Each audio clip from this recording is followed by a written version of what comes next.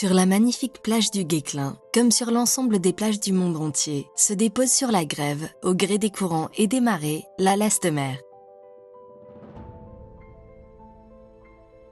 La leste-mer est constituée d'un dépôt d'algues et de débris naturels comme du bois flotté, des tecs, des pontes de poissons et des coquillages.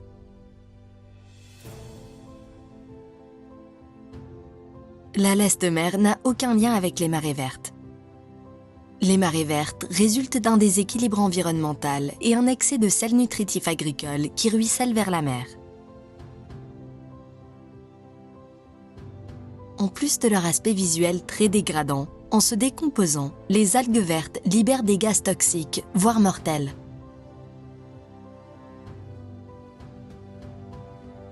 A contrario, où il y a de la leste-mer, il y a de la vie. Toute une petite chaîne alimentaire se met alors en place.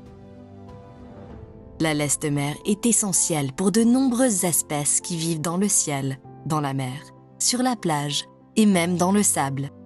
Quels sont les rôles principaux de la leste-mer? Nous allons chez Seaweed Aquaculture, le spécialiste de la culture d'algues depuis plus de 20 ans. C'est quelque chose qui est absolument naturel, mais qui est aussi essentiel. En fait, la leste-mer, c'est quelque chose qui est un habitat. Un habitat pour qui? Eh bien, à la fois pour des petits animaux, c'est généralement des puces de mer, des copépodes. D'un autre côté, certains animaux, notamment des oiseaux, ont l'habitude de nicher dans cette laisse de mer. Lorsque ça a séché, ils peuvent enfouir leurs œufs, faire un nid, arrondir, faire une place. Donc voilà. La laisse de mer peut contribuer à l'enracinement de végétaux terrestres en faisant simplement un barrage, en retenant le sable. Et du coup, les végétaux terrestres ont le temps de pousser, de s'enraciner.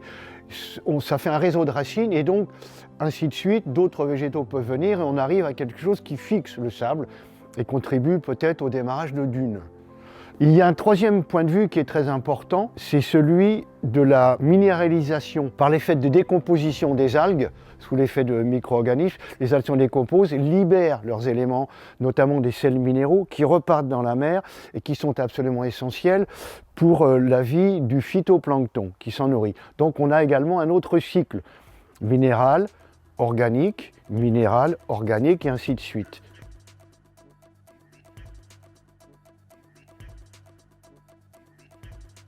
La leste-mer est constituée tout simplement d'un dépôt naturel d'algues qui décrochent, car elles sont en fin de cycle de vie. C'est aussi naturel que la chute des feuilles en automne dans la campagne, donc personne n'oserait s'offusquer.